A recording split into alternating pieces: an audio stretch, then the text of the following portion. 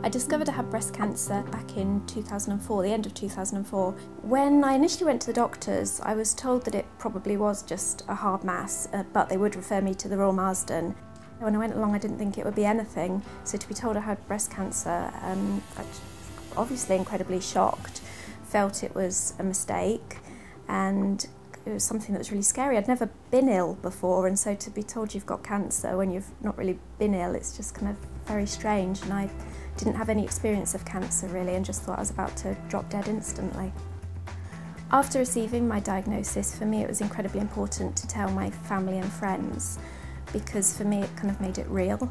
It wasn't real in my own head, and so by talking to other people about it, it kind of became real, if that makes sense. And I'm glad I did, because my friends and my family have been so supportive and they've really helped me get through things. After being diagnosed, a year later I had a wonderful wedding. I married my kind of gorgeous Dave, and I had kind of the wedding that I dreamed of. I've also since walked the Great Wall of China with my best friend. For us it was incredibly important to do that for Breast Cancer Campaign because of the work they do to raise money for scientific research into better treatment for breast cancer, and also the ongoing quest for a cure. I've held 2 charity balls.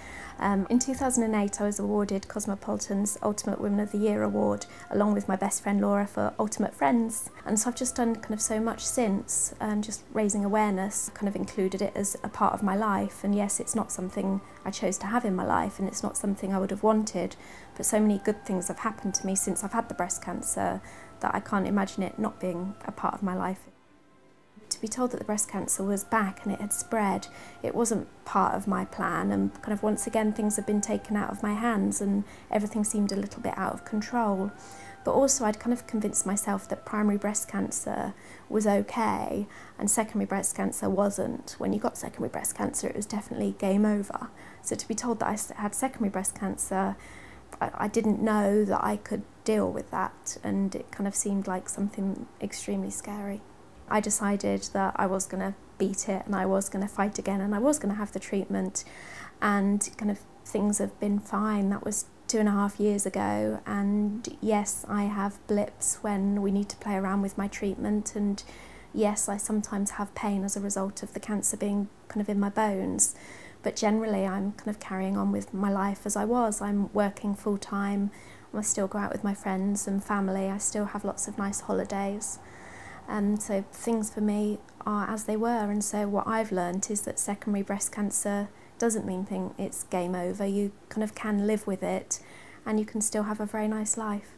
I became aware of Breast Cancer Campaign when I was told that this secondary breast cancer was back, and I got in touch with Breast Cancer Campaign and asked if there was anything I could do to tell people about my story, to help them raise awareness and to hopefully raise a bit of money. They're the only kind of charity that funds UK independent research into kind of breast cancer treatment, and for me that's incredibly important. I've benefited from so many research projects. Just when I've needed a new treatment, there's been something thanks to research projects that have taken place. I think it was my grandma who gave me some really good advice way back in 2005. She told me not to think about the big picture and to just think about little stages. So to think about your next chemotherapy, or to think about the surgery, and so to just think about little sections. And 5 years on, or 4 and a bit years on, that's kind of really been the best advice, because if I knew back in 2005 that I would be having part of my spine taken out, and that I would be having 3 lots of chemotherapy, and that I would be having 2 types of surgery, I don't know that I would have been able to have coped with all that, but taking it in small stages, I've coped with it all fine.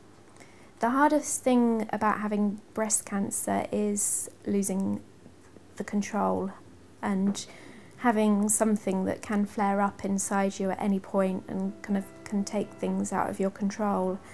I want to do so much with my life, and yet I'm kind of not able to do some of the things. My husband and I would kind of like to have children, but again that's something kind of we've had to put on hold, and it may be something we can never do.